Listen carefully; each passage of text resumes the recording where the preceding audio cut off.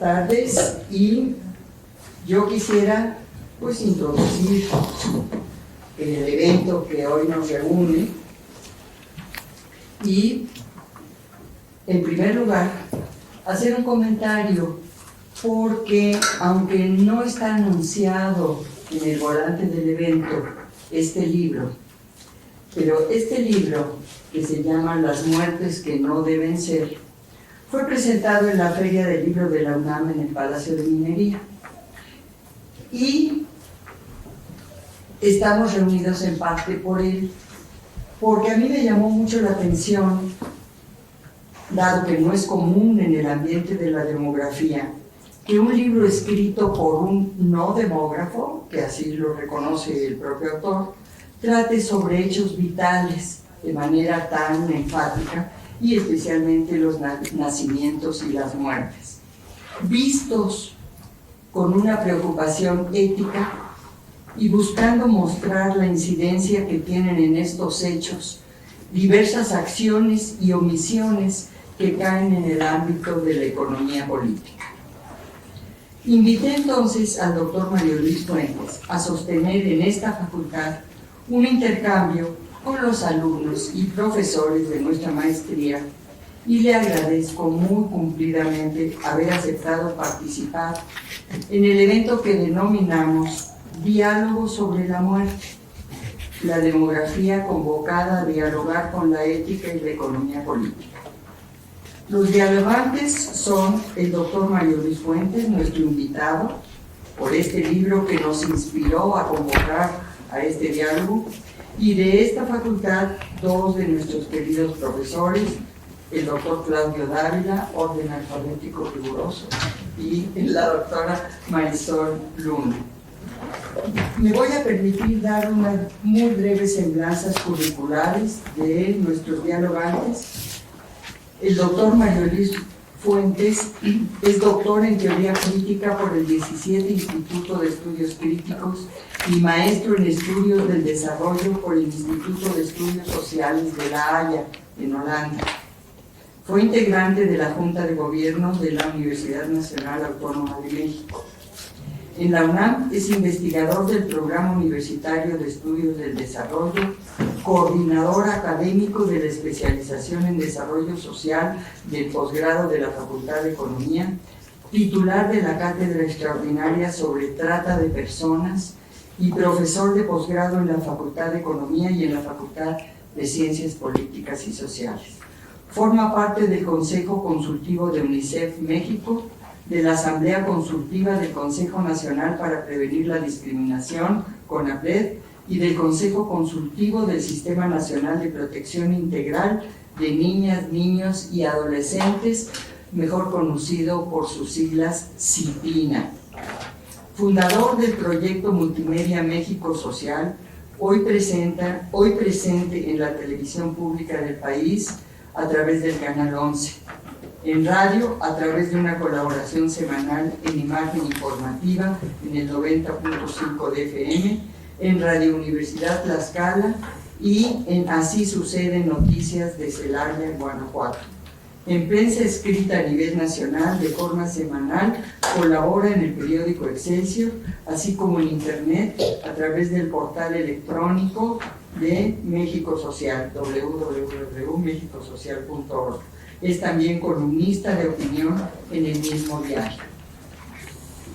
El doctor Claudio Alberto Dávila Cervantes es profesor investigador de la Facultad Latinoamericana de Ciencias Sociales FLACSOCE de México, doctor en Estudios de Población y maestro en Demografía por el Colegio de México, licenciado en Actuaría por el Instituto Tecnológico Autónomo de México. Fue coordinador académico de la Maestría en Población y Desarrollo de la Facultad Latinoamericana de Ciencias Sociales, FLACSO México, de 2013 a 2016. Es miembro del Sistema Nacional de Investigadores del CONACYT. Entre sus líneas de investigación resaltan mortalidad, mortalidad por causas, mortalidad evitable, mortalidad por causas violentas, destacando homicidios y suicidios, y enfermedades crónico-degenerativas como diabetes y enfermedades cardiovasculares. La doctora Marisol Luna Contreras estudió actuaría en la Facultad de Ciencias de la UNAM. Es especialista en estadística aplicada por el IMAS, Instituto de Matemáticas Aplicadas y Sistemas de la propia UNAM, maestra en población por la Flaxo México y doctora en economía por la UNAM. Desde el 2010 colabora como consultora con el Observatorio de Mortalidad Materna. Sus temas de interés son salud y mortalidad materna, el gasto en salud de los hogares, factores de riesgo de la población de adolescentes y jóvenes, con temas como el intento de suicidio y la mortalidad por accidentes de tránsito. Paso entonces a referirme en mi calidad de intento de moderadora, encontré, intento de moderadora, a referirme cuál es la forma que propongo para participar. Sugiero, si les parece bien a los dialogantes, que primero intervenga para dar antecedentes sobre el libro Marisol Luna, que se refiere a la primera parte que trata sobre natalidad y morbilidad. ¿Es correcto? Bien. En segundo lugar, después, Claudio Dávila tocará los temas de mortalidad que examina el libro en su segunda parte. En tercer lugar, le pediría a Mario Luis Fuentes, si lo desea, darnos algunos elementos adicionales que nos permitan poner a su libro en contexto. Después de que ustedes tengan ya elementos para saber cuál es el asunto de que trata el libro, escucharíamos algunas observaciones específicas hechas desde la demografía. Primero, nuevamente Marisol, y después, nuevamente Claudio Dávila. Y en la última parte le pediríamos a Mario Luis Fuentes su intervención para concluir el diálogo. ¿Les parece bien? La idea es, como cada segmento, entre 10-15 minutos, como ustedes juzguen, y pues después, y lo anuncio de todas maneras desde ahora, daríamos la palabra a los asistentes y finalmente una réplica por parte de los dialogantes, quien quiera puntualizar algo. Entonces, pues, si estamos, Marisol. La introducción la platicamos entre Claudio y yo, entonces creemos que es una parte bastante importante del libro. Se tiene que leer el libro desde el prefacio, introducción, capítulo a capítulo, porque es muy interesante cómo va abordando todas las temáticas y van entrelazadas entre ellas. Sobre todo el capítulo de vulnerabilidad, desde nuestra visión, es una visión diferente y lo que propone el autor, y es muy interesante cómo lo aborda desde la economía política y da una definición muy interesante respecto a eso. Pero sí, para que cuando lo lean, sería importante que vayan capítulo a capítulo, que los voy llevando de la mano. La introducción, como les digo, fue comentada por Claudio y yo, entonces algunas partes son de él y otras son mías. Básicamente lo que vamos a hacer ahorita es, yo voy a hacer un resumen de los primeros capítulos. Bueno, el libro Muertes que no deben ser natalidad y mortalidad en México, de hecho, tiene los elementos fundamentales, natalidad y mortalidad, que para nosotros, los estudios de la población y la demografía, son muy atractivos y nos llaman muchísimo la atención, ¿no? El doctor Fuentes aborda dos de los fenómenos demográficos que modifican el tamaño y la estructura de la población, que son la mortalidad y la mortalidad. Este libro tiene como propósito general, cito al autor, construir las bases para construir una nueva interpretación de la mortalidad como fenómeno central en la cuestión social. De manera que el objetivo que persigue el autor a lo largo del texto es mostrar que la enfermedad y la muerte están determinadas por las desigualdades estructurales, por la pobreza y la marginación, y que es necesario construir una mirada distinta frente a los determinantes sociales de la salud, los cuales son definidos por los organismos internacionales como un conjunto de limitantes o barreras que existen en el contexto social, educativo y cultural de las personas, que les impide ejercer plenamente el derecho a la salud. pero sobre todo ante la propia forma de pensar y problematizar estos fenómenos. Pero el autor, de hecho, en las primeras páginas nos hace una advertencia, no desde la mirada de la demografía o la salud pública, sino desde la economía política. El doctor Fuentes pone de manifiesto que seguir pensando en la pobreza y la desigualdad solo como dimensiones económicas y de accesos satisfactorios no permite dimensionar en toda su magnitud lo que es vivir en medio de la carencia, la vulnerabilidad continua y la pérdida de la salud. De manera reiterada, el autor afirma a lo largo del libro que es necesaria una construcción ética que profundice en lo que ocurre cuando las personas enfrentan su existencia en condiciones persistentemente adversas, ya que la pérdida de cientos de miles de vidas por causa de muertes prevenibles o evitables es una situación completamente antiética, como lo menciona el autor.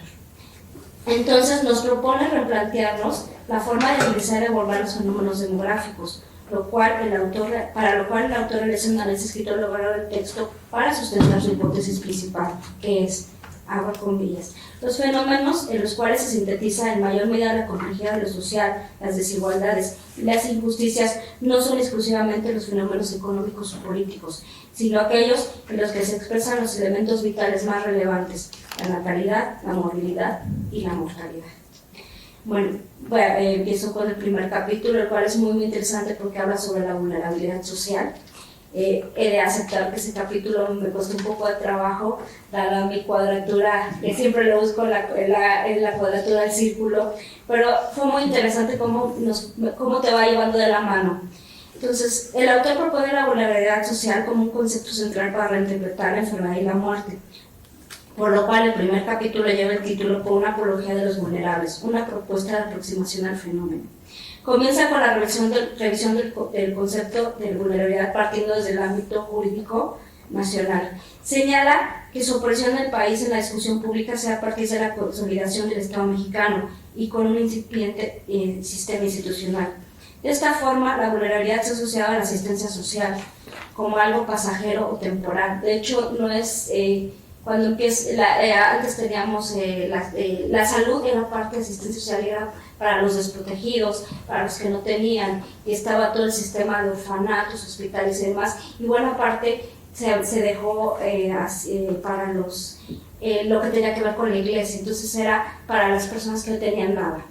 Menciona que la vulnerabilidad en la literatura especializada ha sido definida como una característica de personas o grupo de personas que por diferentes circunstancias han perdido la capacidad de ejercer sus derechos por sí mismos. Entonces, la vulnerabilidad es vista como un conjunto de situaciones riesgosas de discriminación, las cuales no permiten el total acceso a que las personas logren mejores niveles de vida y acceso a los derechos, la cual se abatiría con el modelo económicamente imperante, con que las personas tuvieran una mayor participación económica o una mayor dependencia de instituciones públicas. Pero el autor considera que desde esta perspectiva es altamente deshumanizante. Por ello, hace una revisión etimológica de lo que es la vulnerabilidad, y esta revisión lo lleva a concluir que esta es inherente a la naturaleza humana, donde todos desde que nacemos somos vulnerables de alguna manera.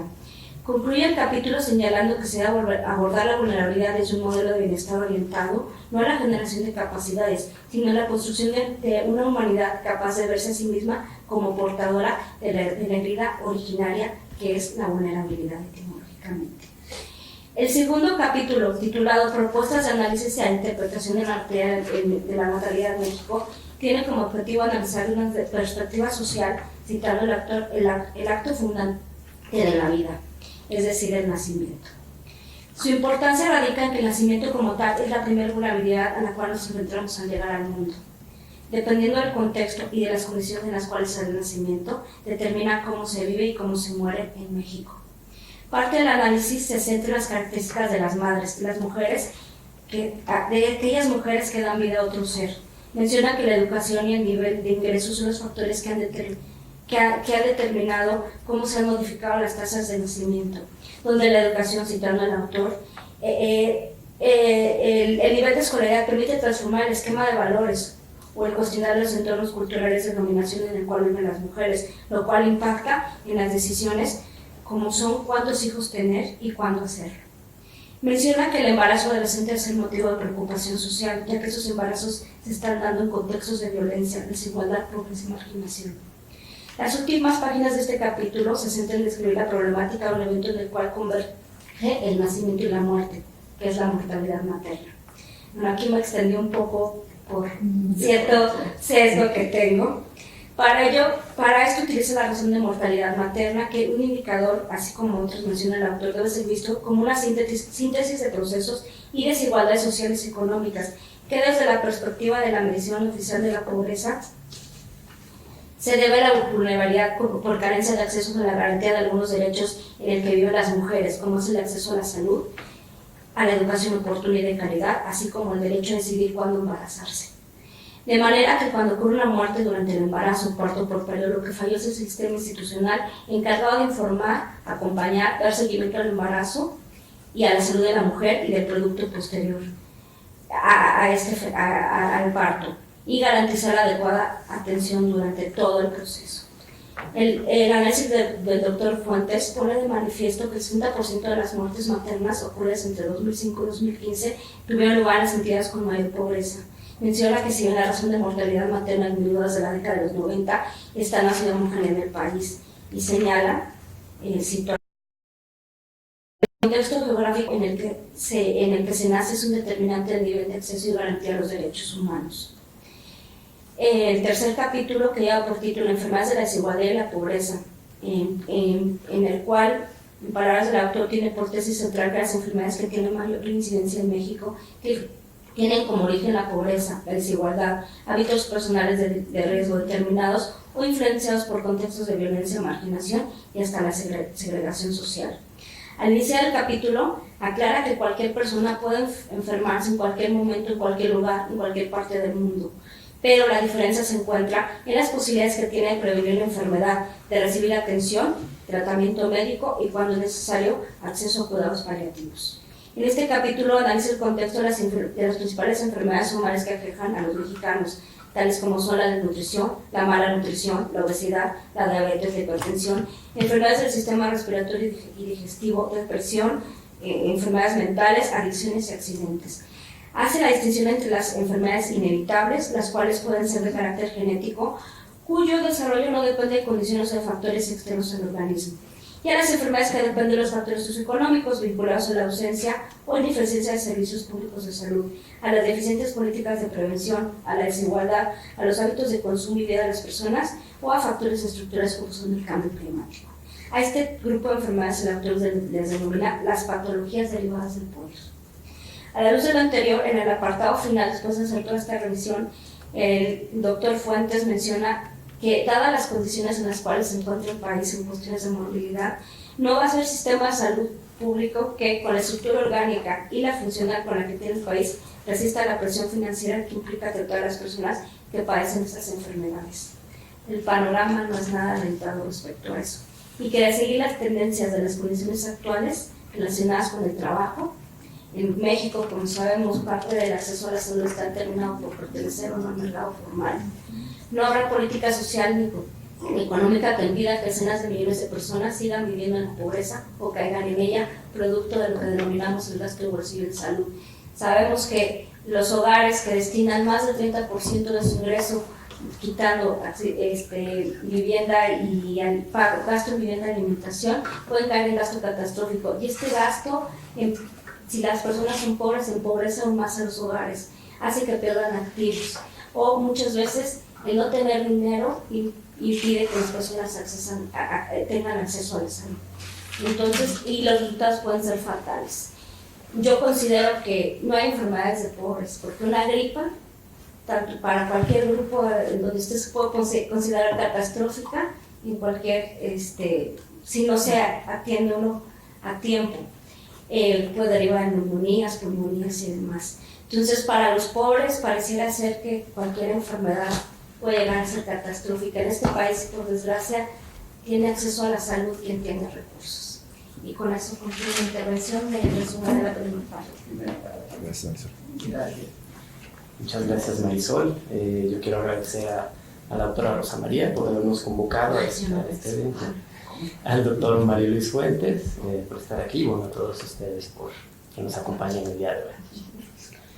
Y bueno, yo voy a continuar este resumen en el capítulo 4, que lleva por nombre Crítica para la exigencia de una muerte en dignidad. Ante la pregunta de qué morimos los mexicanos, el libro responde examinando la tendencia de las causas de mortalidad catalogadas como evitables.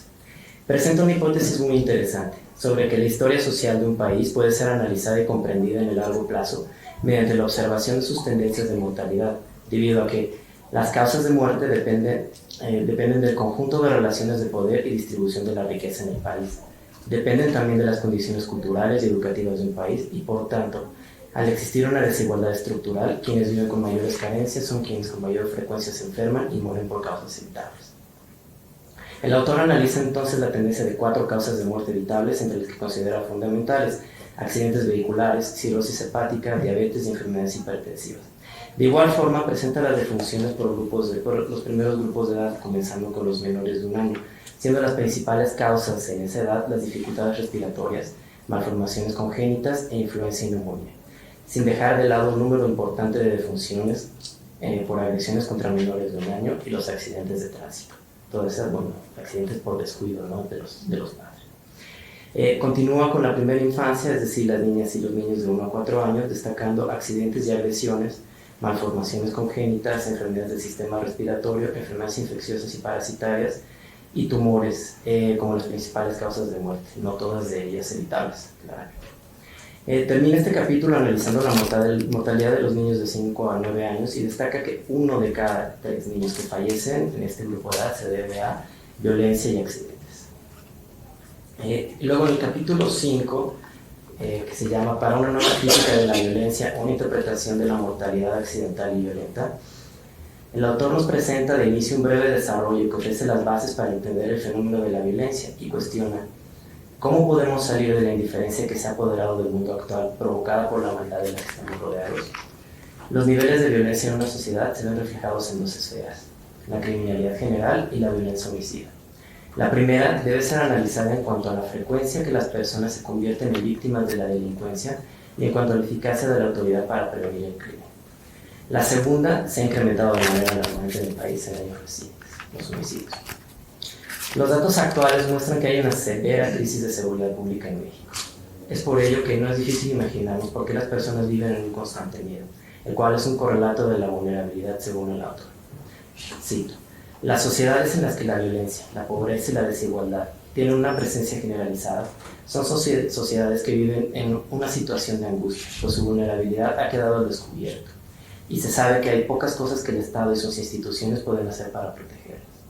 Esto se refleja en que 87% del total de delitos no son denunciados ante las agencias ministeriales, ante un no sirve de nada, un temor a represalias o corrupción de las autoridades. En cuanto a los homicidios, finalmente el autor menciona que la mayor parte se dan en los hombres de 15 a 29 años, pero también los responsables de estos homicidios son hombres del mismo grupo de edad. Por último, en el capítulo 6, El futuro evitable, el autor presenta un modelo de explicación de los indicadores que ha analizado a lo largo del documento. Construye y analiza la tendencia temporal de 7 causas de mortalidad que considera prevenibles: accidentes, homicidios, suicidios, malnutrición, enfermedades del sistema circulatorio, aquellas relacionadas con el consumo de alcohol y tabaco, y tumores curables o evitables. Estas causas representan más del 50% de la mortalidad general y su peso en el perfil epidemiológico del país ha crecido en los últimos años. El modelo de análisis estadístico propuesto reúne 33 indicadores que considera han sido los más representativos en cuanto a su peso en la determinación de la mortalidad y la movilidad, y permite apreciar cuáles son los factores asociados a la muerte que pueden prevenirse y evitarse. Realiza un análisis factorial exploratorio, que los estudiantes ya saben qué es, de qué se trata, un análisis factorial confirmatorio y un modelo de ecuaciones estructurales para analizar la complejidad y la multideterminación entre las distintas dimensiones construidas, y muestra el carácter multifactorial que caracteriza la interacción de los determinantes sociales de la salud con la estructura de mortalidad evitable en el país. Culmina mencionando que es urgente cambiar la estructura y la lógica de la política económica y social del país y reorientarla para construir un nuevo curso de desarrollo. Antes de finalizar, quisiera mencionar que el libro logra en el lector una reflexión sobre los temas de mortalidad, natalidad y morbilidad, vistos desde otra mirada que no es la demográfica, que en palabras del propio autor es desde la economía política. y que nos lleva a preguntarnos sobre la salud mental, la política económica, el modelo de desarrollo implementado en nuestro país y de nuestra sociedad. Es interesante además que el autor va más allá del dato, ya que intenta hacer visible a partir de ese análisis que hay un discurso y un modelo dominante que no alcanza, que es generador de pobreza y de desigualdad.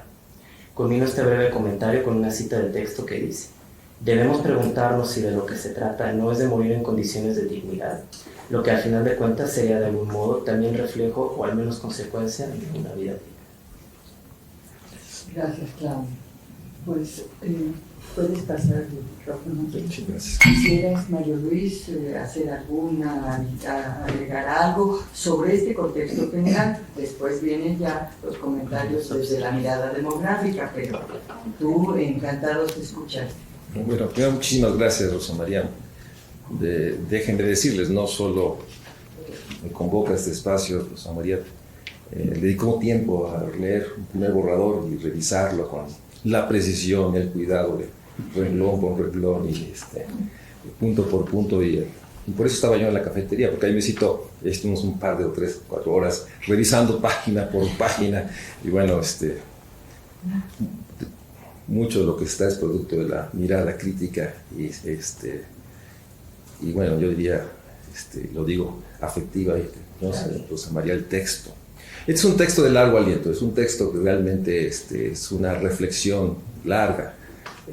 Tiene su origen en un esfuerzo por develar, desocultar lo que está atrás del dato. Reiteradamente confronto dos posiciones, incluso los que han tomado clase conmigo saben que de ahí empieza mi reflexión. Esta enorme fuerza, fortaleza metodológica del análisis empírico-analítico, que se hace el análisis en función del número, el dato que se cuenta.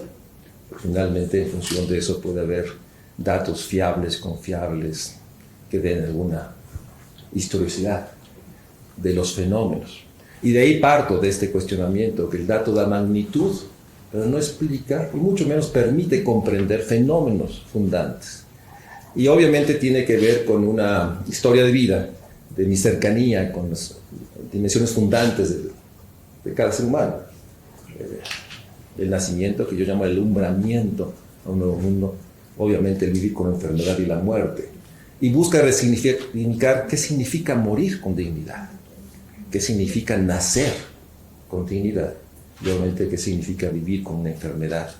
Y obviamente para hacerlo uso los datos, pero para mostrar lo que para mí es la noción fundamental de mi manera de aproximarme a lo social.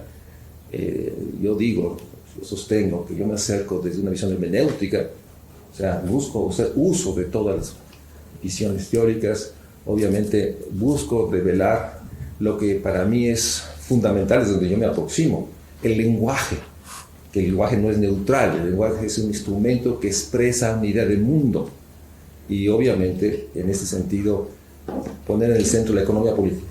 Yo parto, y de hecho es un texto que estoy escribiendo, que sobre todo somos hombres políticos, homos políticos, no homos económicos, obviamente, ni siquiera homo sapiens o recíprocos, ¿no?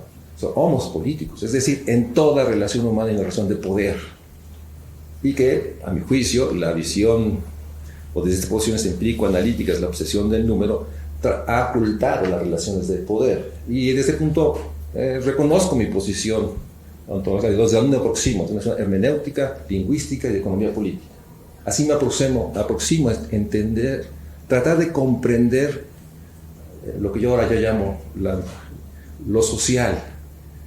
Y bueno, obviamente esto me hace retraerme un paso hacia atrás y no buscar la causalidad, o sea, cuáles son las causas del problema. Me retraigo, y por eso parto de tratar de poner en el centro que desconozco las causas del problema, quiero comprenderlas, y puede ser que arriesgar cada una de las causalidades. Entonces, es una aproximación fenomenológica, el curso que uso para aproximarme a este fenómeno, y obviamente tiene que ver con hacer visible que el lenguaje no es neutro, que atrás del concepto de capital humano hay una idea de poder, una idea del humano, y batallo mucho con esto. ¿Qué significa ser humano?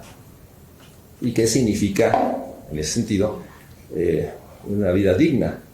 ¿O por qué la línea de bienestar, introduzco, las carencias con Coneval, significa pobreza, no pobreza? Hay una posición ética y una posición política, que está ahí, pero hay que develarla. Entonces, en ese sentido, escribo desde ahí sobre fenómenos fundantes de la vida. Trato de transparentar y revelar la huella que está atrás, lo que deja ver, o lo que debemos buscar de ver, y cómo no acostumbrarnos a una mortalidad que, dicha de esa manera, parecía ser que es una consecuencia individual.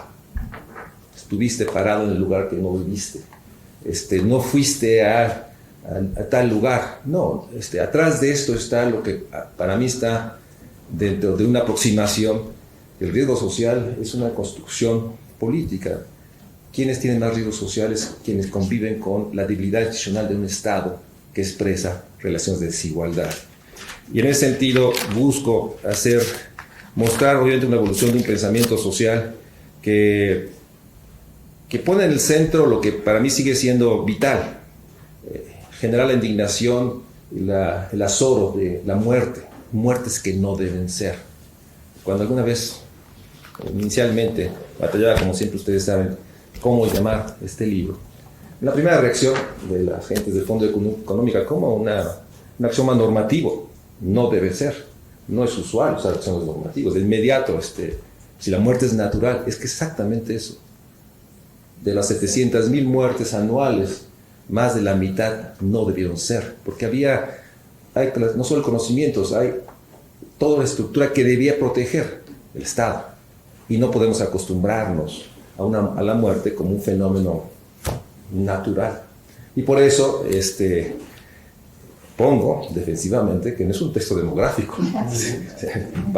Antes de que los demógrafos, ¿no? se va encima, entonces, ¿cómo? Esta laxitud de manejar los conceptos demográficos. Y pongo en el centro que es un texto de economía política, es un texto ético, es un texto filosófico, que tiene que ver con mi formación, de origen matemático, de una economía matematizada, clásica.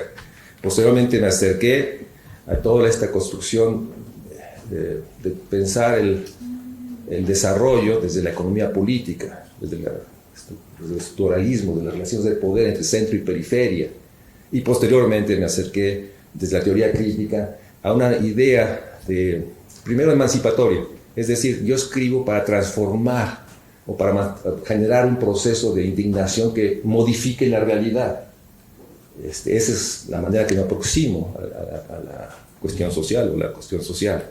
Y en ese sentido, para mí, las categorías de tristeza, soledad, de desesperanzas, son categorías enormemente importantes, aunque no haya un número, ¿no? Porque el que no haya un número, hay una razón política por que no hay un número. Recientemente un maestro mío me dijo en una reunión, que conoce muy bien Juan María, digo, es que no puede ser que si no tenemos un número no podamos hablar de tristeza, soledad, desesperanza. Mi maestro Cortés me dijo, falta de imaginación, María Luis. ponte a estudiar. Pero bueno, en el texto está mi enorme convicción de que el lenguaje es develador de las relaciones políticas, y que asumir un lenguaje neutral, aséptico, pues es la batalla que yo hago con mis compañeros del ITAM por hablar de una noción de que puede haber una economía positiva.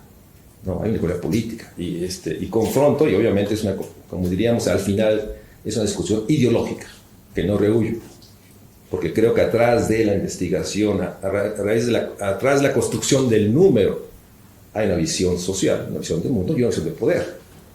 Y ahí entró en una dimensión que realmente está en el texto, si lo leen, pues que el número también es polisémico, se puede leer de múltiples maneras.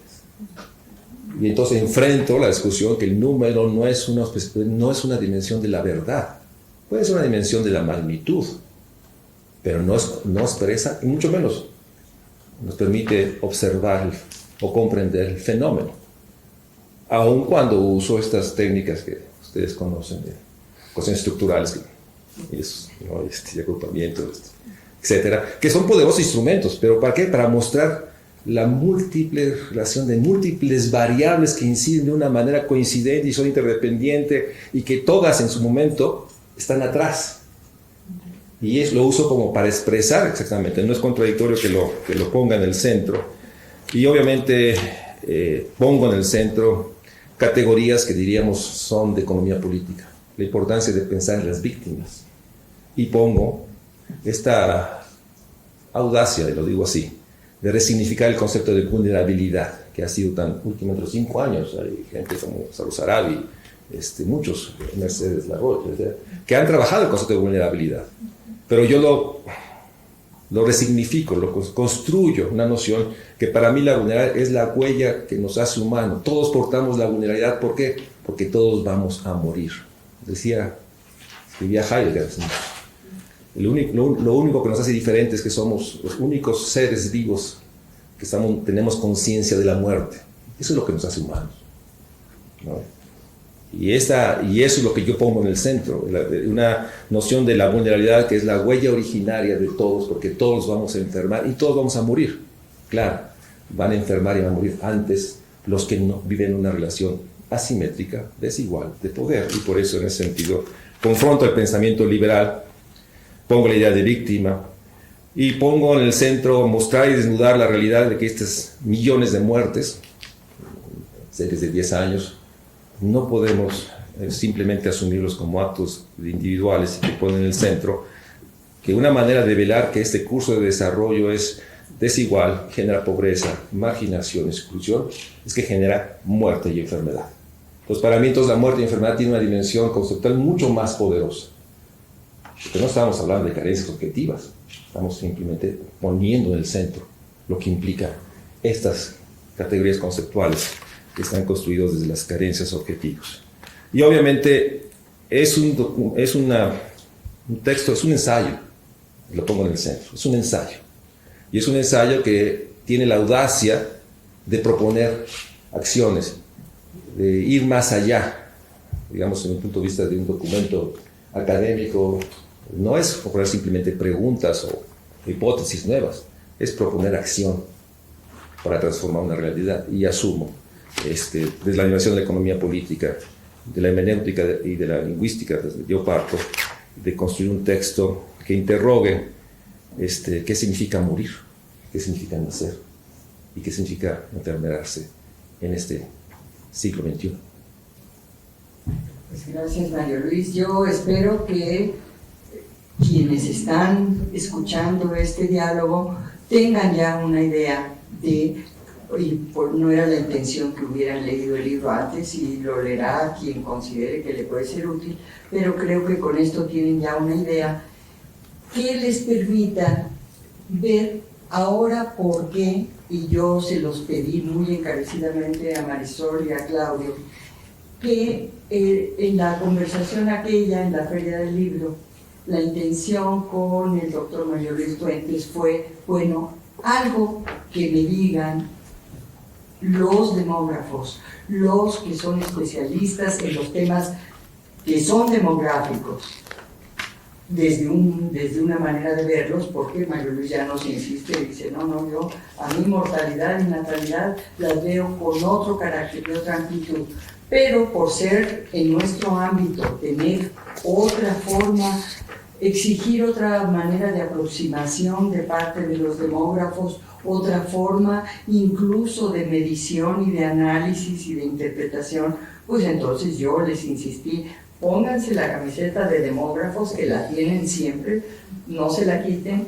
Y ahora Marisol y Claudio, alguna observación que puedan hacer desde nuestra cancha, desde nuestro lado.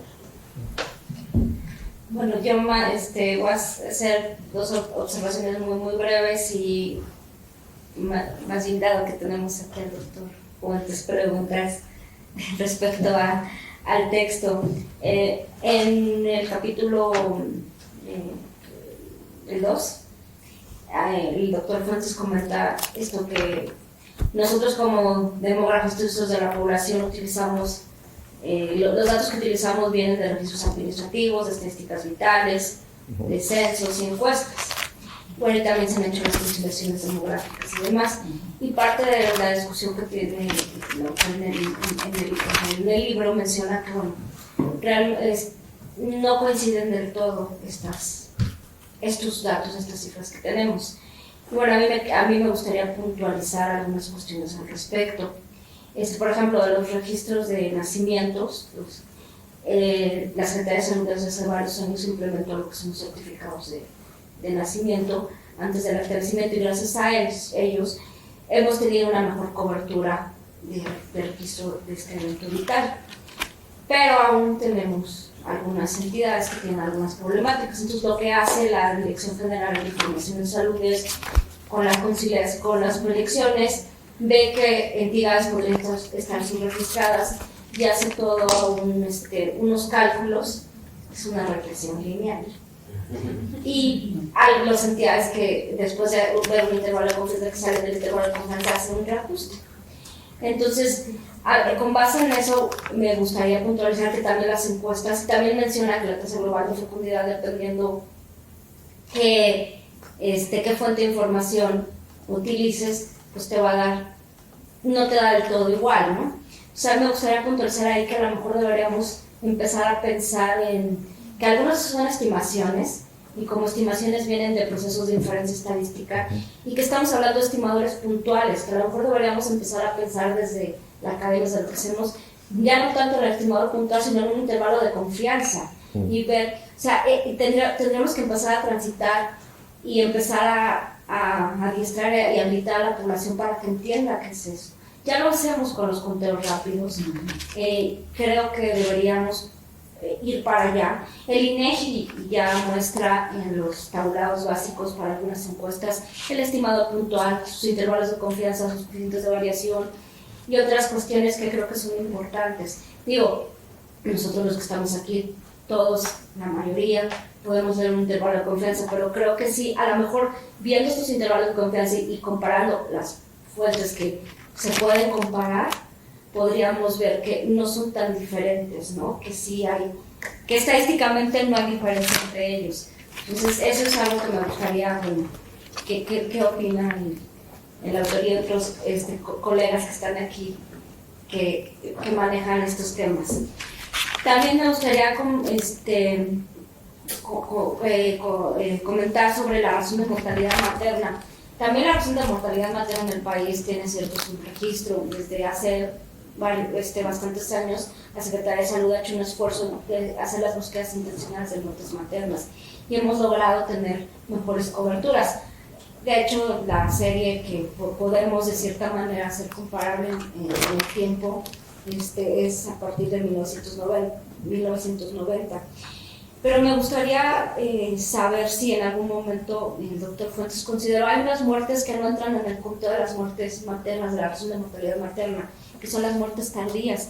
Y en esta visión de hacer, para hacer redundancia, visible estas muertes que son evitables, estas muertes tardías en su mayoría son evitables y no se consideran en el indicador que utilizamos a nivel internacional para comparar y medir la muerte materna. Estas son las que ocurren después de los 42 días posteriores al parto y por secuelas de causas obstétricas. Por ejemplo, el cariocarcinoma es una muerte tardía. Entonces me gustaría saber si en algún momento pensó incluirla o no. Nosotros en las numerales del Observatorio de Mortalidad Materna de algunos años las hemos empezado a incluir en esta descripción que ha ayudado, porque han ido aumentando en el tiempo. Entonces, y la política pública respecto a la muerte materna y lo que se hace no ha puesto los ojos ahí, se está dejando de lado. Pero bueno, porque no es parte del indicador y como tal, entonces,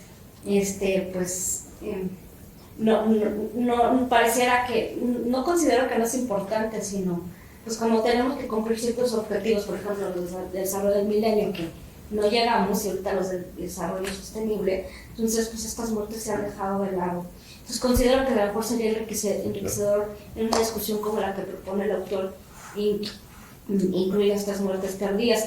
Por otro lado, esta es una pregunta también, en el libro se menciona, es que el indicador de la razón de mortalidad materna es uno de los que expresa las desigualdades que hay en el país de vulnerabilidad, marginación, carencia de los derechos. O sea, las mujeres que mueren, la mayoría son evitables. Con tener un banco de sangre podrías evitar muchísimas muertes. Un anestesiólogo puedes evitar muchas de estas muertes, pero me llama la atención que en el modelo estructural este indicador no se incluye.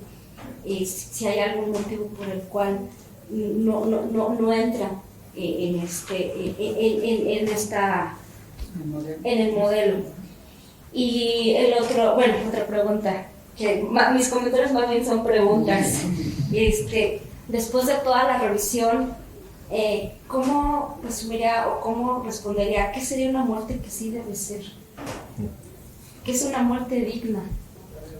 ¿Cómo es deseable que debemos morir? Porque yo les ponía el ejemplo, pues yo no me quiero morir, yo me quiero morir a los 180 años, pero si me muero a los 100 años porque no alcancé a llegar al hospital, ¿hubiera sido evitable o no? ¿O cómo podríamos?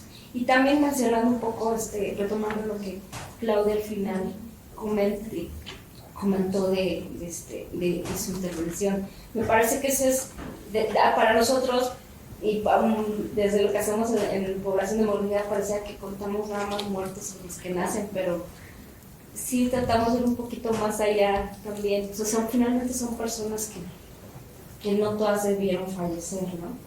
Y desde comento de chiste, a lo mejor por obsesión o demás, pero cuando hago las numerarias no llegan a 1000 muertes, pero me falta una y hasta que no encuentro dónde quedó esa defunción, porque cuentan.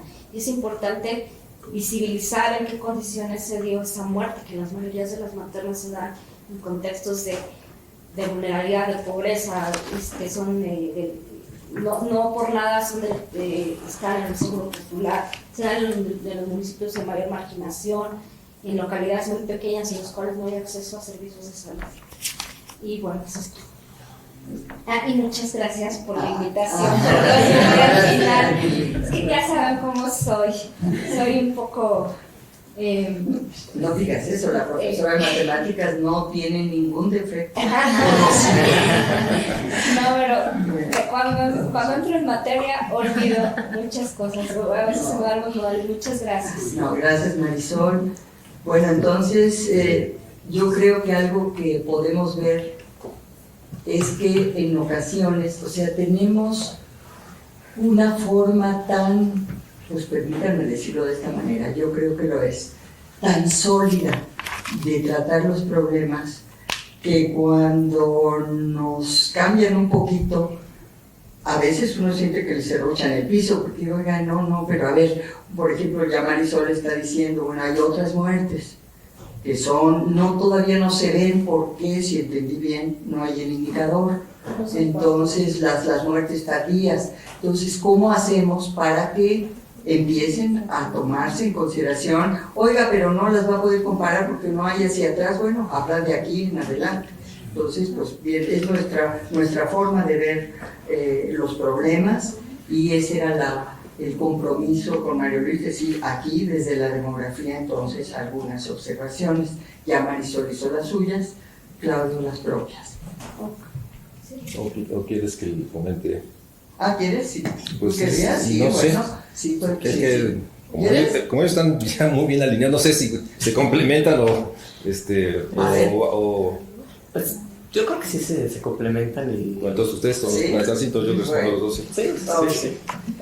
De hecho, el mío no es tanto de respuesta, no son tanto preguntas, sino es como más bien un poco hablar desde el quehacer demográfico, que digamos, pues esto precisamente, ¿no? El quehacer demográfico. Y bueno, lo primero es que es interesante notar que el análisis que el autor realiza de los datos de mortalidad lo lleva a cabo ocupando cifras absolutas y porcentajes. De hecho, utiliza este tipo de cifras para mostrar la magnitud del fenómeno, y lo digo en este sentido, ya que no es igual de impactante, y ustedes piénselo, mencionar que existe una tasa de mortalidad por desnutrición de, digamos, 4.5 fallecimientos por 100.000 habitantes. No es lo mismo decir eso, que todavía hay más de 7.000 defunciones al año por esta causa en el país, lo que implica casi 20 fallecimientos por desnutrición al día. O sea, hay una gran diferencia.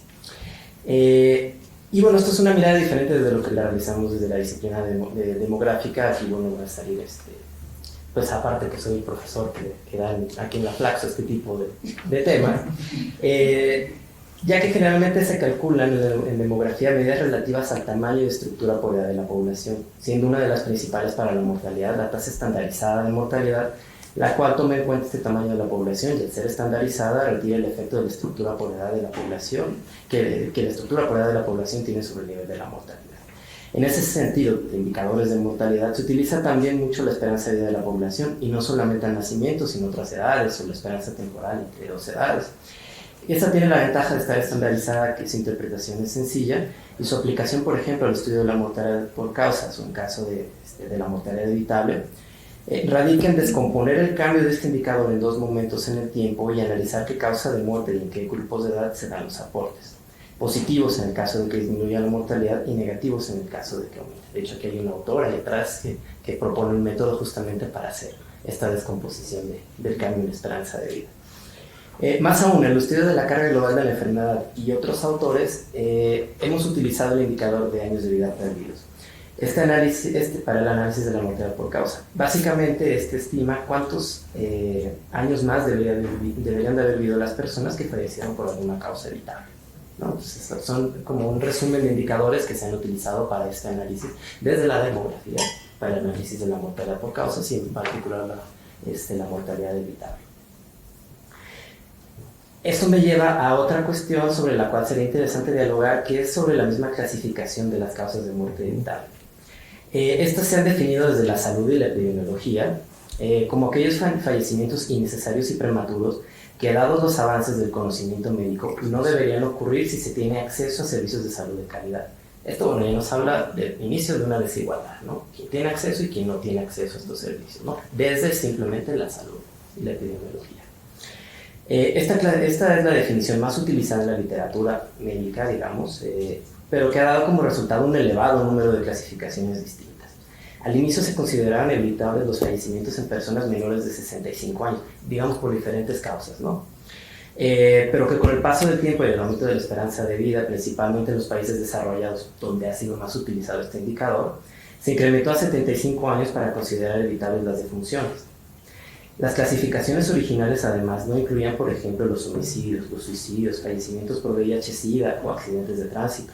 Pero con el paso del tiempo se han propuesto otras clasificaciones que sí los incluyen, mencionando que pudieron ser evitables por medio de políticas de salud y cambios en comportamientos de salud, como fumar, beber alcohol, conductas de riesgo, etc.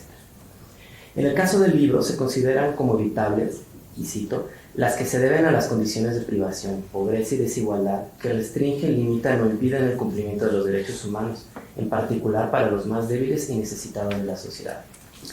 Es una clasificación que, bueno, posiblemente es más amplia que la que yo utilizaba desde la salud. Sin embargo, desde mi punto de vista, continúa teniendo algunas de las mismas, digamos, dificultades que estas clasificaciones tienen. Estas dificultades las resumo en dos. Es qué causas realmente considerar como evitables y hacer esta comparación comparable entre regiones, estados o entre países con diferentes grados de desarrollo o con menores o mayores niveles de pobreza y desigualdad, por ejemplo. De igual forma, también es importante reflexionar que existen defunciones ocurridas a ciertas edades, y esto toca un poco lo que decía Marisol, las cuales se pueden debatir que puedan ser consideradas como evitables. Por ejemplo, el fallecimiento por enfermedad isquémica de una persona de 85 años, la cual no tuvo realmente carencias a lo largo de su vida. Digo esto para incluir un poco la definición propuesta por el libro. O aquellas que ocurren por decisiones personales de los individuos, aun cuando estas decisiones son informadas, como por ejemplo algún suicidio de un adulto mayor porque padece algún dolor físico producto de la misma edad. Ahí lo dejo, ¿no? Mi cuestionamiento sería entonces, ¿hasta dónde podemos trazar y delimitar esta idea de vitalidad o postergamiento de la muerte? Por eso creo que el libro y la definición utilizada por el autor, más que darnos una clasificación, digamos, ya definitiva, abre las puertas a que nos preguntemos esto, ¿no? O sea, más que nada yo creo que es lo que se logra, ¿no? Con esto, con reflexionar de, bueno, qué es una causa evitable, ¿no? Y cómo se pudiera a lo mejor medir. Finalmente, el último punto que quisiera resaltar es sobre un tema de vital importancia que aborda el libro, que es la violencia, y en particular los homicidios. En demografía y estudios epidemiológicos, donde generalmente pues, se trabaja con datos agregados, lo que tradicionalmente se ha hecho alrededor de este tema es, por ejemplo, buscar factores sociales, económicos y hasta políticos que se relacionen o intenten explicar de alguna manera la incidencia de este fenómeno. Es normal ver investigaciones que consideran algunas variables socioeconómicas como la desigualdad, pobreza, desempleo, marginación, niveles de escolaridad, disponibilidad de armas de fuego, una alta concentración de población joven, para ver su relación y efectos sobre los homicidios. Quiero resaltar que algunas de estas variables son obviamente reflejo de un sistema social, económico y político actual. Como eso también se menciona en diversas ocasiones en el libro. Se realizan estudios de esta manera en gran medida porque la información sobre el fenómeno es deficiente y es limitada. Los datos de homicidios, por ejemplo, se obtienen generalmente de estadísticas vitales y por consiguiente certificado de defunción o los registros de seguridad pública. Por lo que no incluyen información, digamos, esta información socioeconómica de las personas que puedan intentar arrojar luz sobre los factores relacionados con la violencia.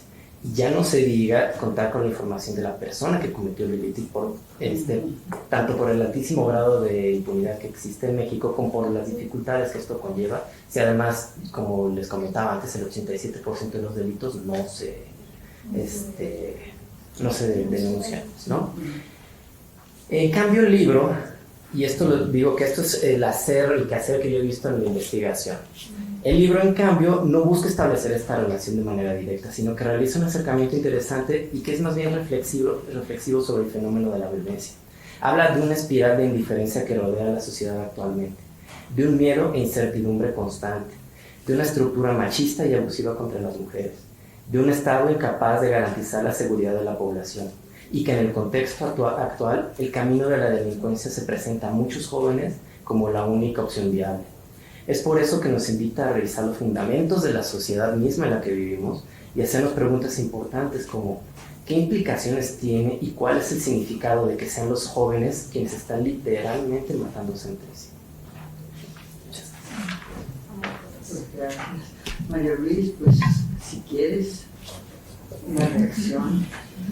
No sé si los consideraste emparentados o iguales o perdón.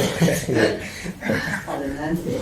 Y después, si te parece bien, pues hablamos. Sí, primero muchas gracias tanto a Marisol y Claudio por haber sido una lectura atenta, una lectura despacio, como dijo en la clase, ¿no? Leer párrafo por párrafo y sin duda hicieron una lectura atenta, lenta, que siempre se agradece y se reconoce, sobre todo cuando uno escribe este tipo de textos, de que tiene una posición personal. Déjenme referirme, antes de lo puntual, a lo que el libro hace, y de hecho es muy decisivo. Voy a referirme a algunos puntos que tienen que ver con mi audacia de cuestionar desde el origen. Y yo digo en el capítulo 2 que la propia selección de los datos con que se construye la información revela una posición previa respecto de lo que el investigador quiere mostrar. Se implica una interpretación previa de la realidad en sí misma que está sustentada en un conjunto de supuestos que no revela quién selecciona estos datos. Y que obviamente el que indaga acepta que en base a esos datos puede establecer los nexos de causalidad, de inferencia que quiere. Entonces, y de alguna manera estoy poniendo en el centro que la misma selección de datos esconde una visión. De la manera como selecciona el investigador su información, adelanta cómo quiere interpretar el fenómeno. De tal manera que la pretendida, y dado que estoy con demógrafos, con todo respeto y cuidado, la pretendida objetividad de los números está tan abierta a la polisemia como lo estaría cualquier concepto construido en términos narrativos. Lo anterior, si bien se trata de una cuestión propia de la epistemología o de la filosofía de la ciencia, debe ser tomado en cuenta de manera fundamental, porque en esta consideración se encuentra uno de los asideros de la crítica que en este libro se plantea en torno a cómo se ha construido e interpretado los datos elementales de la demografía. Así planteado, este primer capítulo, o el capítulo que Marisol me comentaba, tiene como propósito redimensionar lo que significa la natalidad, en términos de hacer visible las condiciones de llegada de cada uno de estos niños. Entonces, aquí el dato es para expresar las condiciones en las cuales se da el alumbramiento. Y en ese sentido, lo que busca es desocultar una serie de información que está alrededor del dato duro de la natalidad, ¿no? Que permita visualizar el horizonte donde se da este fenómeno. Por tal motivo es importante explicitar los supuestos e ideas que se parten para la exploración de los datos.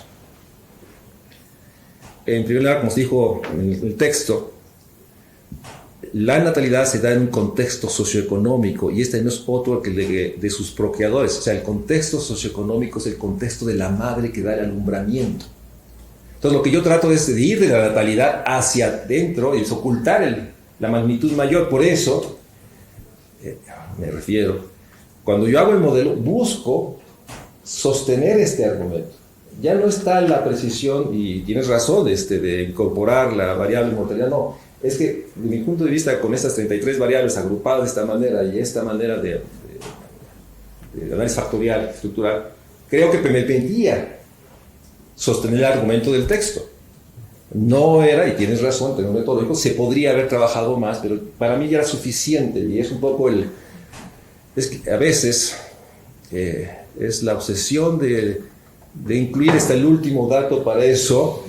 Bueno, sí, el término metodológico tiene una enorme validez científica desde el empírico analítico, eso, pero no sostiene el argumento. Bueno, digo, por eso esta noción de cuáles son las variables que explican más y cómo vamos quitando las variables que no aportan al análisis, pero tiene que ver con reconocer que, bueno, no hay que excedernos, yo diría, de la teoría crítica, ¿no? O sea, si vieran con los que yo convivo ahí en el PUED de la UNAM, como les digo, cuando ellos me dicen que la sigma o el alfa o la beta, ¿no?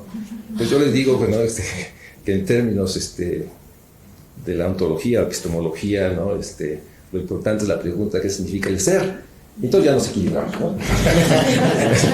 Ya como que entonces, digamos, son lenguajes diferentes, son posiciones de consignación, y yo asumo, la mía es ontológica, es hermenéutica, dialéctica y lingüista, sin desconocer que lo empírico analítico tiene un enorme esfuerzo para argumento, pero bueno, son visiones, y por eso trato de desmascarar esta obsesión del número.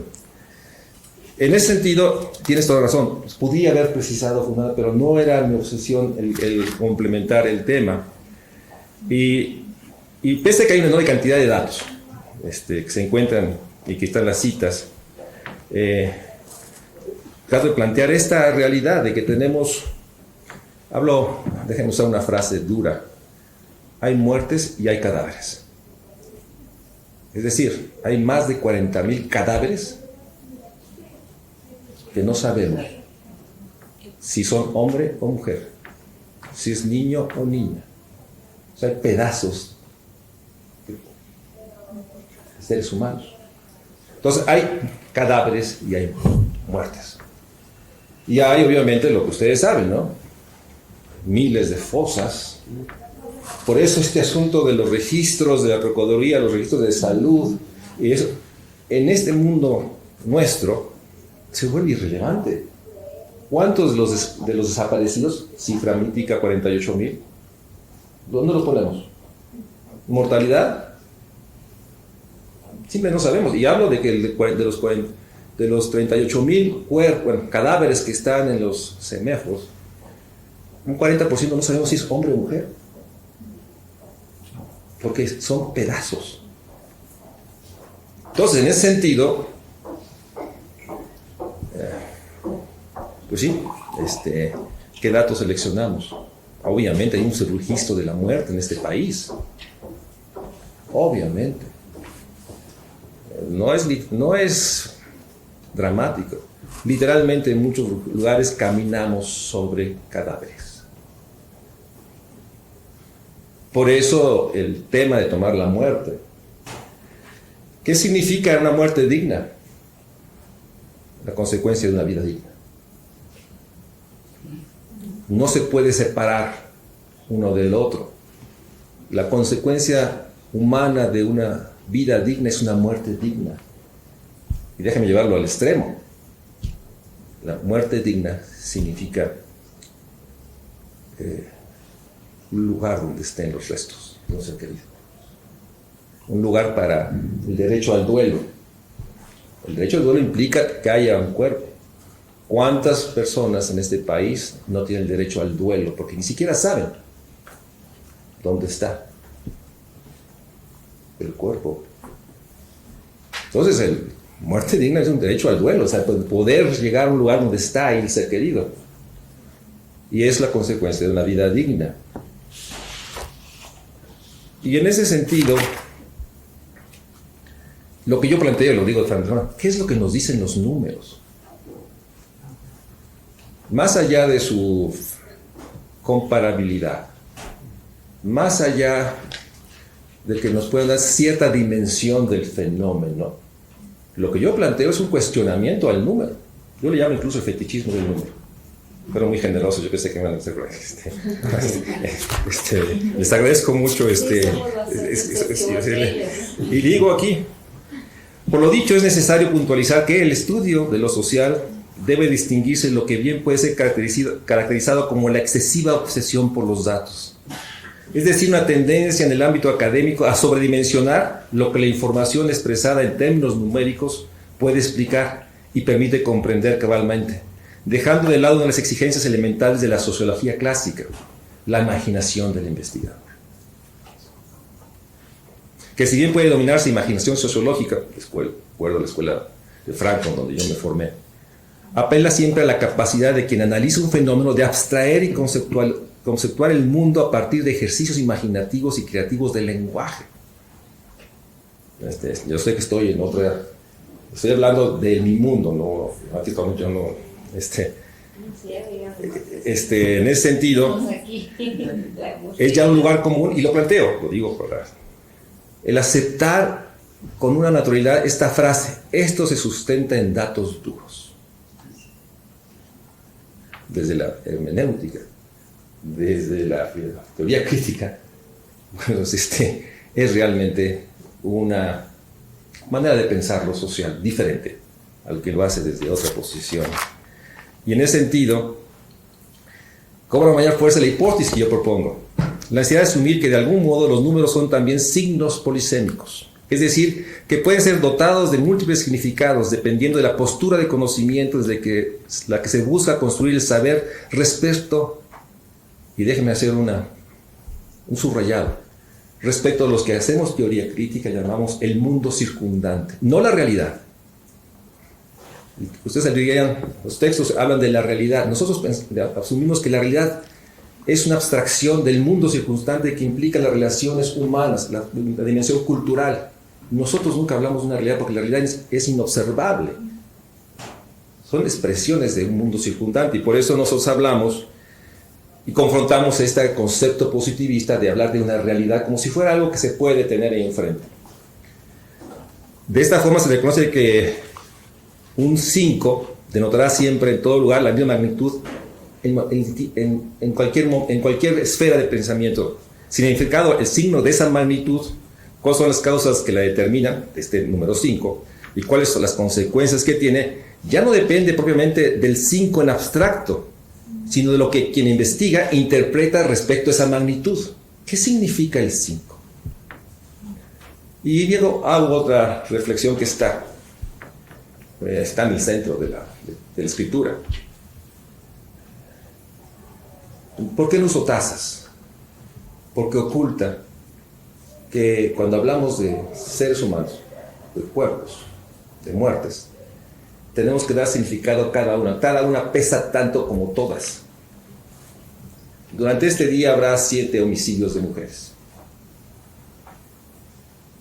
Ponerlo en tazas es una manera de ocultar, a mi juicio, la magnitud que significa. Entonces, por eso, yo en todo lo que escribo uso números absolutos para dar dimensión que cuando hablamos de seres humanos no se pueden sumar de una manera como si fuera otro bien. cada uno pesa como tanto, como todos. Las tasas ocultan. Y ahí es donde entro, y el texto está. ¿Qué significa? Y por eso agradezco a Claudio la generosidad de una lectura que bueno que sí se leyó. Lo que yo pongo en enfrente es abrir la discusión de cuáles son los conceptos que estamos. Ensayo, tengo la audacia de proponer conceptos. Pero obviamente, muertes en exceso evitables. Aquí la pregunta, y está en el texto, es que lo excesivo no es por el número. Lo excesivo es que ninguno de esos debió haber ocurrido. Estamos hablando de la muerte de un ser humano que no debió morir porque había condiciones tecnológicas, cuando había compromisos jurídicos, artículo primero, que debieron haber evitado esa muerte. Lo excesivo es lo inaceptable. El exceso no es por el número, no, la magnitud no es el exceso. Y por eso ensayo una clasificación que lo que hace es abrir preguntas. Y lo pongo en el texto. Literalmente, nuestro país está viviendo una realidad incomprensible. Jóvenes matando a jóvenes. Yo sé que se podría decir que la curva demográfica se ve cómo está mordida en la parte masculina entre 16 y 29 años. Bueno, sí, pero así se escribe demográficamente. Y lo que yo hago es una escritura diferente y plantear que estos fenómenos tienen otras dimensiones. Y obviamente comparto con Marisol esta enorme realidad de tener estos intervalos. De hecho, la última encuesta de la ENADI nos habla que en el país hay entre 123 y 125. Es un intervalo. Más o menos era así, ¿no? 124, 126, por ahí está. El intervalo está. Claro que hay que hablar de intervalos. Pero esa obsesión de que sabemos con precisión que en este país cada año nacen 2.200.000, tenemos 2.200.000 nacimientos aproximadamente, que tenemos 706.000 muertes y que tenemos entonces un crecimiento anual demográfico alrededor de 1.400.000. Bueno, en un intervalo, claro que hay que hablar de intervalos, y hay que exigirles a los demógrafos que nos acostumbran a hablar de intervalos, de estimaciones. Pero hay una obsesión, venido del pensamiento neoclásico economista, de que la inflación de este mes es 1.06789, ¿no? ¿Sí? ¿De acuerdo? Entonces, en ese sentido, sí, y agradezco mucho el que hayan sido tan generosos de lo que yo he puesto ahí, esta especie de mundo fantasmagórico, así lo pongo, que genera el fetichismo del número. Hugo Casillas, que trabaja y que sin duda unos expertos más reconocidos en temas de trata, sabe cuántas víctimas de trata hay. Es la obsesión de todo el mundo, ¿no? O sea, bueno, sí, entre 30.000 y 300.000, el intervalo es tan grande, no sabemos. Pero es obviamente esta... Y concluyo. Reiterar que el reto al cual nos enfrentamos quienes pretendemos comprender lo social es asumir a plenitud que los números deben ser pensados como signos, que son algo que están en representación de otra cosa y que su potencia radica no en instituirse en explicaciones de la realidad, sino como uno más los referentes en que el fenómeno social se hace patente entre nosotros. Es decir, desencantamiento del número que se ha construido en esta enorme fortaleza que se ha generado en las últimas décadas pasamos del Excel a las ecuaciones estructurales, ¿no? Y vamos, ¿no? Y bueno, pareciera ser que entre más alfas, signos y betas, como decíamos nosotros en licenciatura, entre más lenguaje de latín y griego tengamos, porque sabemos letras, ¿no? Podemos describir el mundo circundante. No. Pero bueno, asumo desde esta postura de conocimiento que yo porto y que transporto para interpretar mi cosmos social. Sin duda, las técnicas demográficas nos alertan de todas estas preguntas. Muchas gracias, José María. Bien, pues creo que podemos dar ocasión a que alguno de ustedes, si quiere hacer algún comentario, pregunta o incorporarse al diálogo. Yo puedo decir para abrir el diálogo. A ver, comienza. Sí, muchas gracias por esta respuesta, doctor.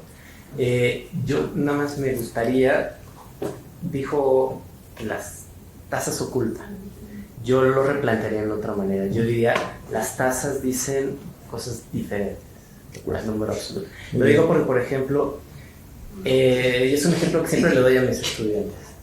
Por ejemplo, si fallecen por homicidio 6 personas en una población de 10 habitantes, no es lo mismo que si fallecen 12 personas en una población de 100 habitantes. En una está falleciendo el 60% de la población por esa causa. En el otro está falleciendo nada más un 12%. Es decir, podemos decir que en un lugar el fenómeno tiene una magnitud mucho mayor, en el sentido de que hay una mayor mortalidad en un lugar que en el otro. Y es una manera muy distinta, no estoy diciendo que una sea correcta como informa la otra. Lo que yo interpreto de lo que nos ha dicho el doctor Fuentes es: ninguna de esas 18 muertes debieron de haber ocurrido. Eso es lo que ocurre. El dato nos dice cómo se maneja de una manera o cómo se maneja de otra. Nos están diciendo cosas distintas y que pueden ser complementarias. Entonces, yo creo que eso es algo que podemos aprender el día de hoy. Bien dicho. ¿No? Bien dicho. Entonces, yo creo que es como que, digamos, un poco para abrir el debate. No, ya se cerró el debate. Cerrado y bien concluido. Sí. Yo, bueno, primero agradecer el espacio a Flaxo, a los profesores aquí presentes y al autor del libro porque Es para el coro. Estamos bien. Toda Latinoamérica está siendo vista. Bueno, entonces agradecer por el espacio, ¿no? Escuchando el diálogo y escuchando de qué trata el libro, pues me dan ganas de leerlo. Y voy a explicar por qué. Porque quisiera hacer antes de eso una claridad, y es que si bien es cierto, una gran mayoría aquí estamos estudiando una maestría en población y desarrollo que tiene un alto componente en análisis demográfico, pues tenemos también una formación de base distinta. En mi caso, yo soy trabajadora social, entonces escuchar un discurso tan cercano es como abrazar pensamientos con los que estoy muy acorde, ¿no? Entonces, por eso me llama la atención leer un libro que humaniza datos y que humaniza datos respecto a la muerte, que es un fenómeno que, pues que sí, que mientras usted hacía referencia a su libro, yo pensaba un poco, ¿no? Es que hablar de una muerte digna es hablar de una vida digna. Y cuando usted lo dice, dije, ay, caray, estábamos en sintonía, sin querer queriendo. Entonces, agradecer el espacio. Entiendo lo que dice el profesor Claudio y estoy de acuerdo hasta cierto punto, porque si bien es cierto, muy seguramente lo que nos dice el dato es que esas 18 muertes, las 12 que sucedían en un lado y las 6 que sucedían en otro, son igual de importantes. Pasa algo con los datos que se vuelve un poco perverso a mi modo de ver, y es que cuando estamos hablando de políticas públicas o de la planeación al momento de intervenir en una situación o en una comunidad, pues a veces fijamos más la atención a aquellos lugares donde los datos están más altos, ¿no? Y parece ser que entonces donde los datos son menores o donde los fenómenos se expresan en un menor número, pues la atención o la desatención también llega, ¿no? Entonces, por eso como que entro ahí en dudas, sin quitarle valor. O sea, creo que es importante la acotación y también es importante lo que el autor plantea, ¿no? Aquellos datos que están expresados de una manera y que quienes son muy expertos en asuntos cuantitativos, pues podemos decir las cosas de diferentes formas, pero ojo, porque cuando hay intención política, cuando hay voluntad política, también la atención llega a aquellos lugares donde los datos nos dicen cosas con mayor intensidad. Claro. Quería hacer esto. Muy bien. Buenas tardes. Sumándome el comentario de mi compañera y agradeciendo también el espacio, La discusión en clase sí la hemos tenido varias veces y es porque, si bien es cierto los números son importantes, yo estoy del otro lado, a mí me encantan los números. Y si bien es cierto los números son importantes, el problema con los números no son los números, el problema con los números es en donde yo centro la atención. Porque siempre estamos buscando esas mayorías y ahí es donde tenemos el problema de enfoque y lo hemos discutido en diferentes áreas con diferentes temas de población. Porque pues en algún momento cuando vemos los números y cuando veíamos mortalidad puntualmente, pensarlo en personas nos costaba, asumir análisis, o sea, el número no solo no nos da el número, cuando nosotros veíamos los números sufríamos y decíamos, es que es o cuando veíamos maternidad decíamos, es que es una niña que tiene 12 años y ya tuvo 2 hijos y el ejercicio que haces y en algún momento sí hay que hacer esa separación por salud mental, lo hacemos, sí, pero el problema no es el número, es lo que yo le atribuyo al número, porque sí hay un ejercicio muy creativo y muy imaginativo alrededor del número. A mí yo veo números y yo me imagino cosas y empiezo a recrear realidades. El número a mí me ofrece todo un mundo. El problema es lo limitado que pueda estar yo como investigador al ver el número. Porque en términos de políticas públicas estamos enfocándonos en las mayorías. Yo quiero atender a la mayoría porque yo quiero tener contento a la mayoría, porque es la mayoría a la que yo estoy gobernando. Yo no estoy gobernando a la minoría. Esa minoría a mí no me interesa. Pero es un problema de perspectiva, no es un problema de número. Nosotros lo veíamos, por ejemplo, cuando veíamos hogares, decíamos, ¿cómo están conformados los hogares? ¿No? Y decíamos, y esos pequeños hogares, esos hogares diferentes que se salen de la norma de cómo están conformados, pues como no son la mayoría, pues las políticas públicas no van para ellos. Entonces, yo sí creo que replantearse no es replantearse el número, sino el ejercicio creativo, el ejercicio imaginativo, es cómo yo me estoy cuestionando y cómo yo estoy interesándome en los temas y los estoy abordando. Porque a mí el número, como la letra escrita, me da un mundo imaginario. Sí, pero depende, la limitación está en mí, no está en el número, sino cómo yo estoy viendo el número, porque si viene, y nosotros hemos crecido en un mundo donde si yo vengo a hablar de un tema y no doy cifras, la gente dice, pues se vino a echar un carretazo, no me vino a decir algo interesante, pero si yo le pongo un número, ya, se centra, y la gente se queda en el número que yo le estoy diciendo. Entonces también va del ejercicio del discurso de cómo yo uso ese número para centrar la atención y cómo lo dignifico ante el otro y hago que el otro también haga ese ejercicio imaginativo y creativo conmigo. Era lo que quería decir.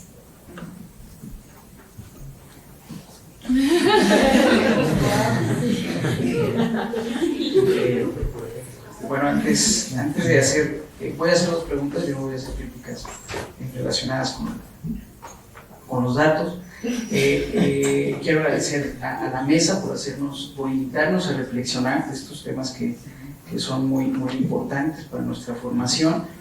Y tengo dos preguntas, una de ellas que prácticamente es la base del tema de investigación, que son las personas adultas mayores. Quisiera saber qué papel ocupan las personas adultas mayores en su libro, en su análisis. Y esta pregunta no la hago con la finalidad de que resuelva mi pregunta de investigación, sino la hago entendiendo que las condiciones socioeconómicas, emocionales, las características que presenta un adulto mayor, es la expresión de una acumulación de desventajas o experiencias de éxito orientadas o enmarcadas en una estructura de oportunidades que se generan en una sociedad dentro de un modelo de bienestar, dentro de un modelo de desarrollo. Entonces, quisiera saber si ocupan algún lugar las personas adultas mayores dentro de su análisis y también algo que me llamó la atención, que comentó la doctora Marisol, es si puede profundizar en la crítica al enfoque del desarrollo de capacidades, si es que se hace, y del capital humano, perdón, no, vale. Sí. Y también de qué trata la noción que usted ha construido de un nuevo modelo de bienestar. Sé que es complejo, pero eso llama mucho mi atención. Gracias. ¿Alguien más quería por acá? María José y luego por acá. Primera Cassandra.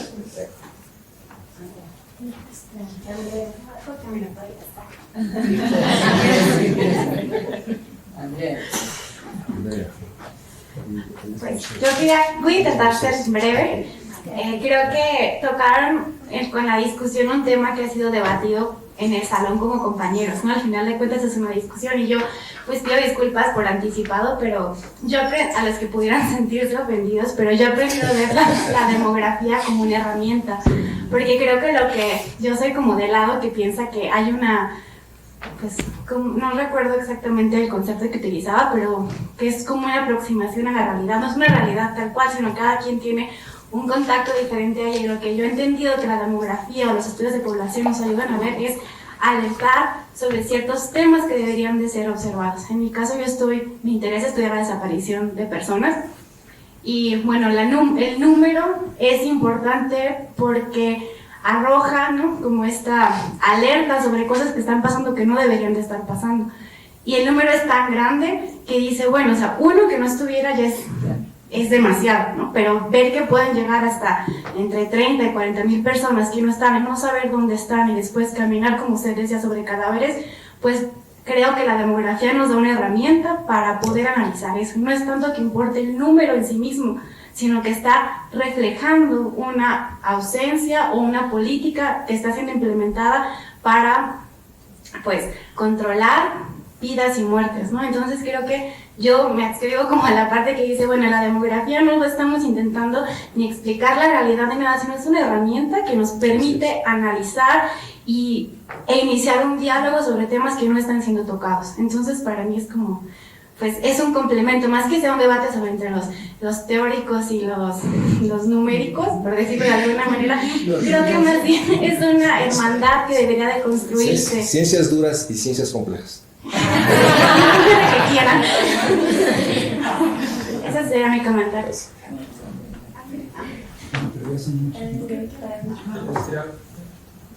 A ver, ya que pasa por ahí y luego Marco.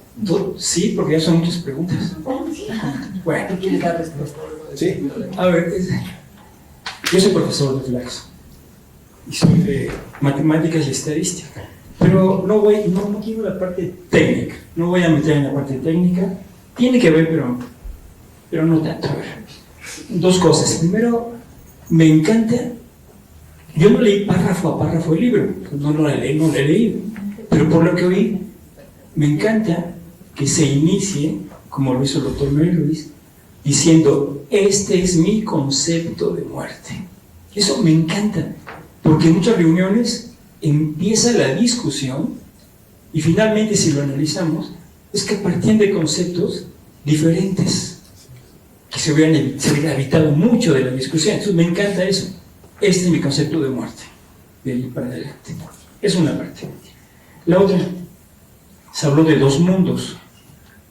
Dos mundos, me imagino que tiene que ver con la parte dura, análisis de datos, pero los datos viven o están dentro de otro mundo donde hay otros factores que el dato no refleja.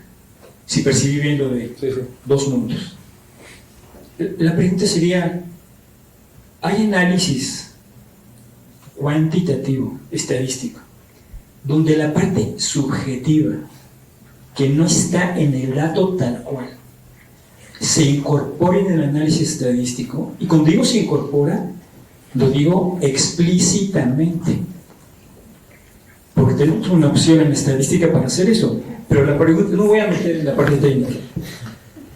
Hay estudios en donde se ha hecho eso, se ve que se está haciendo, porque cada vez que lo digo dicen, ¡ay, qué interesante, qué importante, qué bonito sería hacer eso!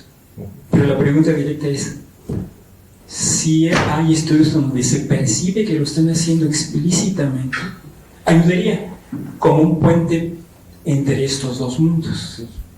Esa es la pregunta. ¿Cuál se llama estadística? Oye, sí, No, sin el nombre, si quieres, pero... Y para los tres, no solamente para el doctor Le Mario. vas a contestar, falta Claudio, conteste.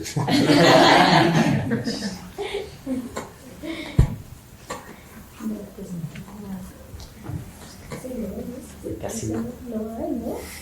Casi no. ¿De mortalidad? No, de mortalidad.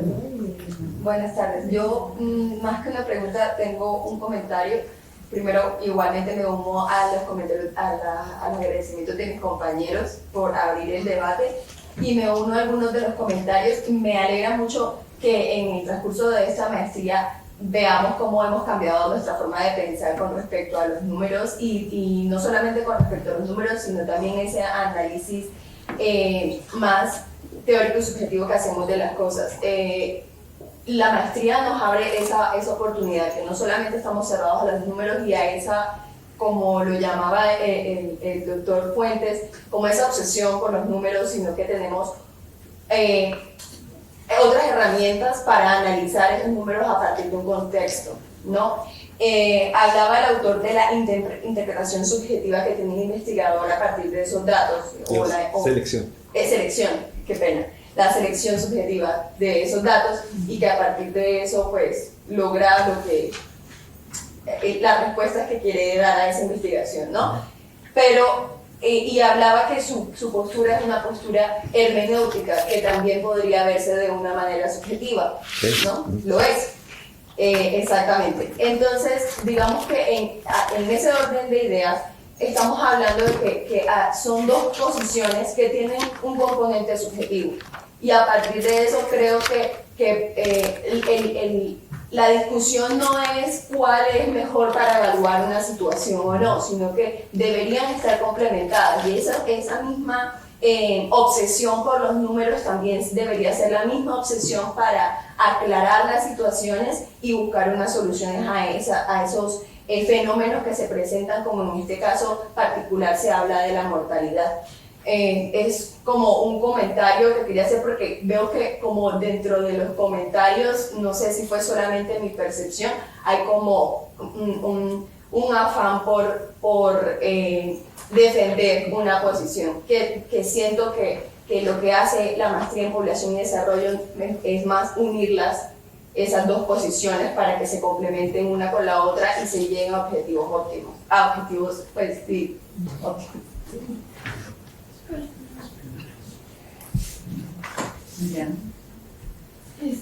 Igualmente gracias por el espacio y al autor. A mí tengo una pregunta sobre el texto. ¿Cómo la vulnerabilidad entra en la mortalidad evitable? Lo entiendo pues desde lejos, pero he leído un poco de mortalidad evitable y creo que no he visto ese concepto, pero desde la demografía. Entonces no entiendo bien cómo se aproxima.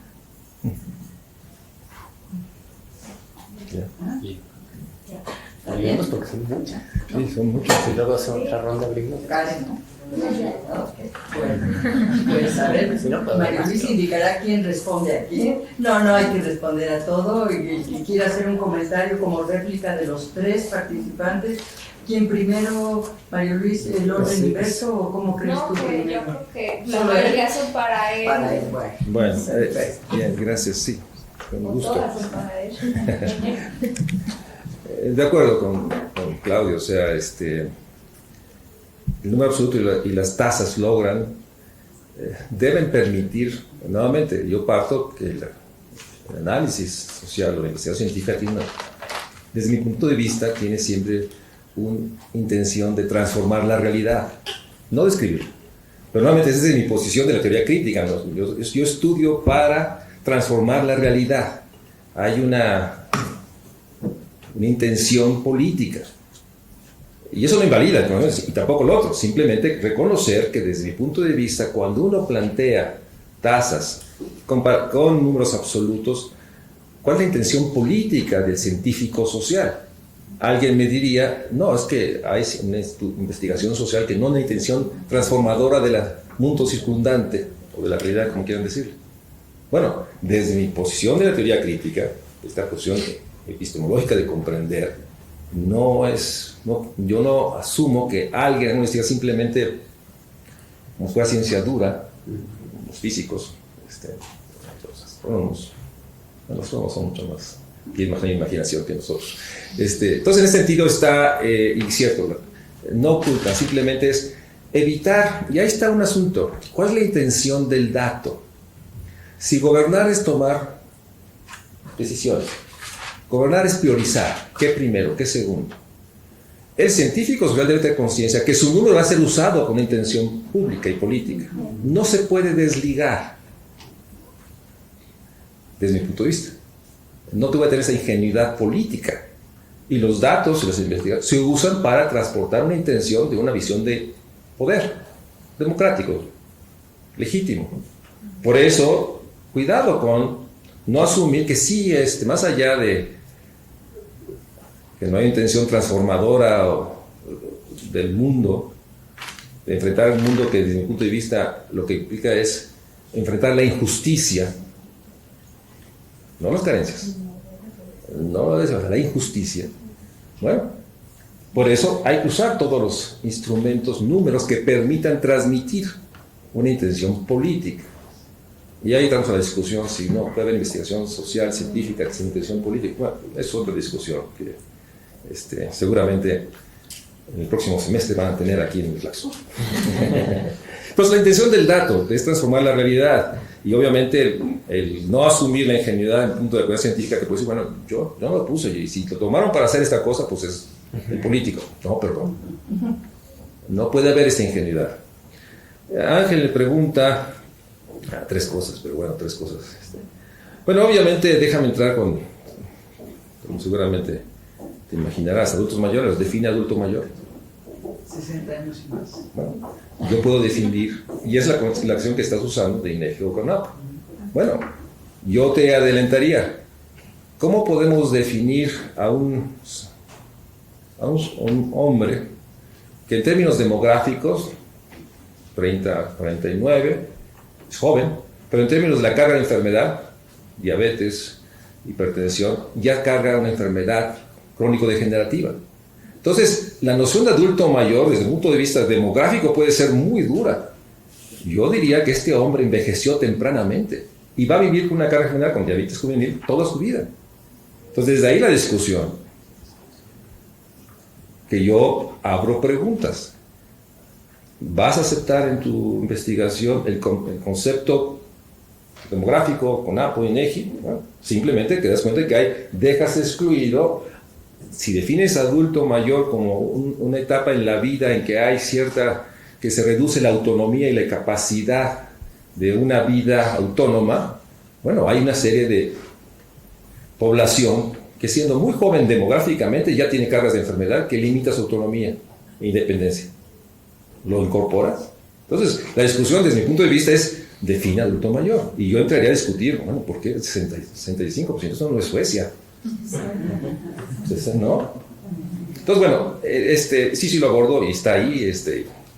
Bueno, después, en el texto, el texto también tiene múltiples propósitos. Uno es, obviamente, hago un cuestionamiento muy severo al concepto central de que se ha pensado la cuestión social en los últimos 40 años, el capital humano.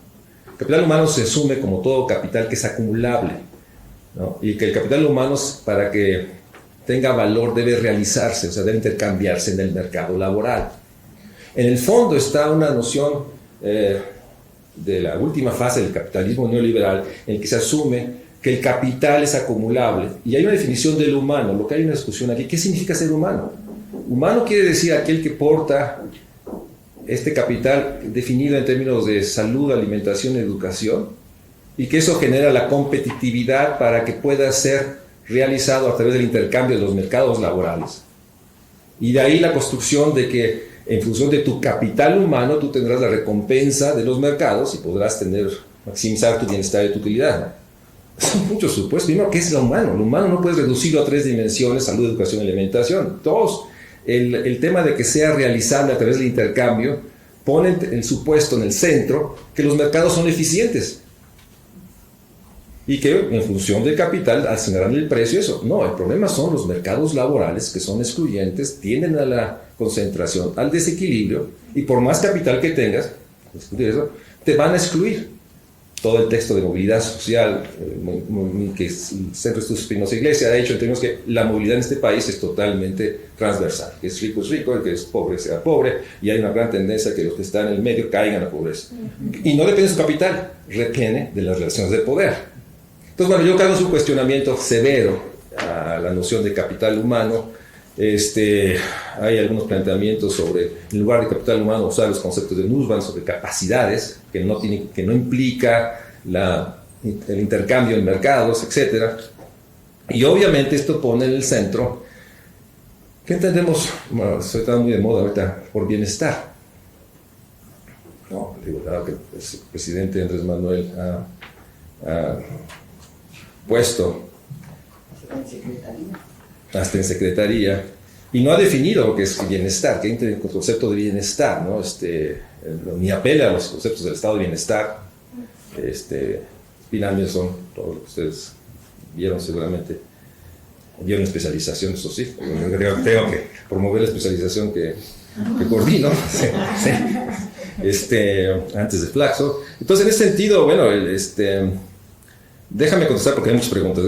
En términos de lo que yo plantearía es que el modelo de bienestar es hacer efectivo el artículo primero, garantizar el ejercicio de todos los derechos humanos. Ese debe ser el modelo de bienestar. Y eso que implica que no hay bienestar si no hay participación democrática, para poner el otro sistema que tú conoces. Bueno, el tema de Andrea, de separaciones de personas, y obviamente Andrea se puso aquí en medio, lo cual te agradezco, ¿no? O sea, son mundos complementarios pero nuevamente probablemente lo más importante del texto es que pone frente a ustedes un texto que es explícito en términos que hay diferentes maneras de pensar lo social. O sea, hay distintas posturas ontológicas que te permiten pensar lo social. Lo que hay que hacerlo explícito. O sea, no solo hay una. Y que el número es un instrumento de ambas, como yo muestro en el texto. No significa que el número no lo use, por eso al final hay un modelo estructural de ecuaciones, etc. Sino, no, el número es un signo que permite comunicar una manera de pensar y describir el mundo circundante, o la realidad si quieren, ¿no? Entonces el número se vuelve un instrumento, no es el objetivo. Pues mostrar las habilidades matemáticas, estadísticas, no, es poder hacer un argumento en términos, en este caso, de transformación de la realidad, y en ese sentido, pues Andrea tiene toda la razón, y obviamente las muertes prematuras, pues obviamente el dato te permite expresar ciertas dimensiones de un fenómeno. Y ahí es importante porque en el texto hay una nota introductoria. Y yo me aproximo de una manera desde el método fenomenológico de Husserl. Me aproximo a una realidad tratando de plantear como si no supiera nada del fenómeno, ¿no? Y desde ahí, ya reconociendo que no hay fenómenos sino interpretaciones, ¿no? Nietzsche, como ustedes saben. Y que en ese sentido, desde la elección de los datos, estamos determinando cómo visualizamos el fenómeno. Entonces lo que hay son interpretaciones y usamos números para nuestra interpretación. Y esta relación intersubjetiva entre la conciencia y el mundo está ahí, en todas las investigaciones, aun las que dicen que son, algo de la economía positiva, ¿no? Y obviamente tiene que ver, diría mi maestro Cortés, el constructo que se tiene atrás que permite definir los conceptos. Sí, se va a aparecer.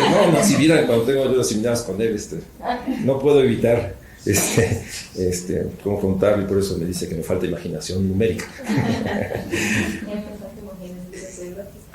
Y en ese sentido, lo que planteo es que esta manera de aproximarse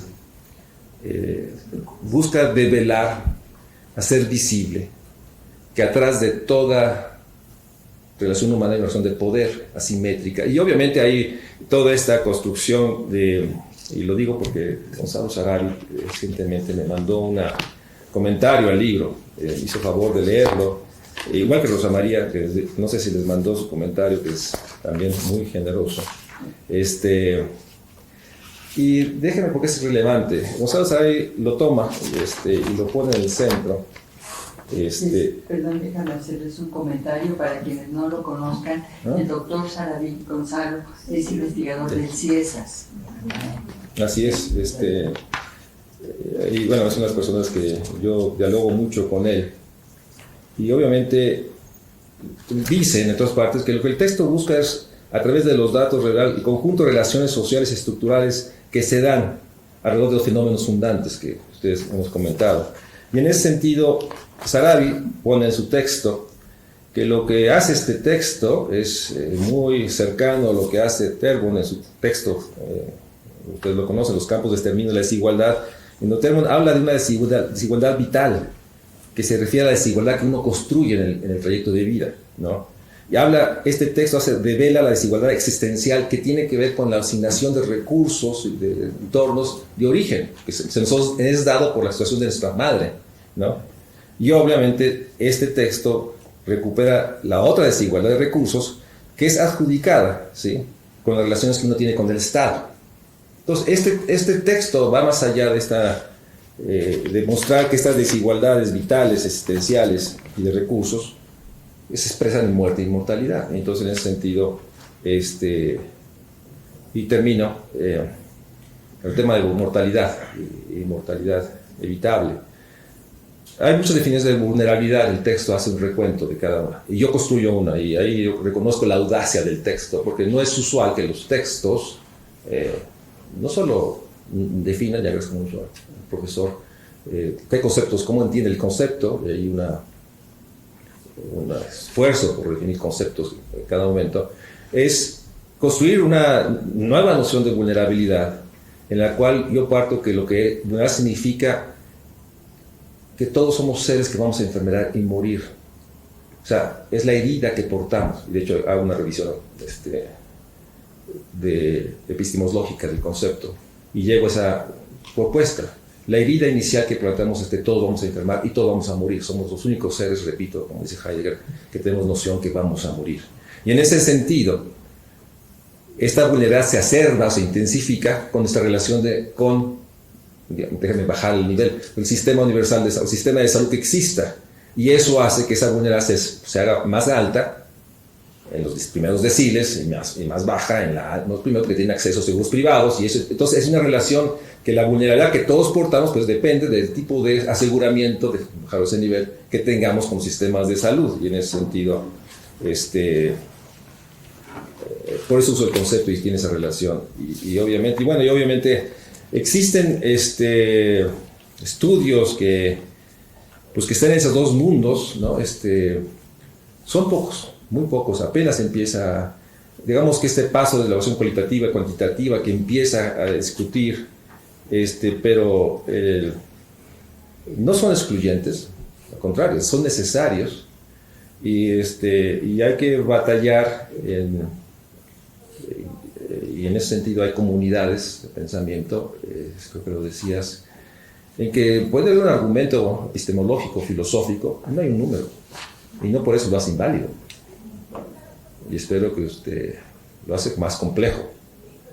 Entonces, y por otra parte yo creo que siempre se ha apreciado la postura ética, la postura política del que escribe. No lo oculten, no lo retraigan. No solo es éticamente exigible, sino al contrario, se necesita postar la postura política de transformación. Entonces no le tengan miedo al juicio normativo o al debate ideológico. Somos homos políticos, aunque ustedes no lo crean. Y aquí mis profesores son más políticos que matemáticos o estadísticos. Sobre todo la doctora Huaca. Bueno, pues miren, esta vez tenemos un diploma, vean qué bonito, acá hecho por la Flaxo, por su área especializada, por la licenciada Mariana Moreno, que le agradezco mucho, y le damos al doctor Mario Luis Fuentes, al doctor Claudio Dávila, y a la doctora Marisol Luna, los respectivos. Les agradezco a ustedes mucho, todos requerirían un diploma especial por esta participación. Y pues para ustedes y para los dialogantes, un aplauso.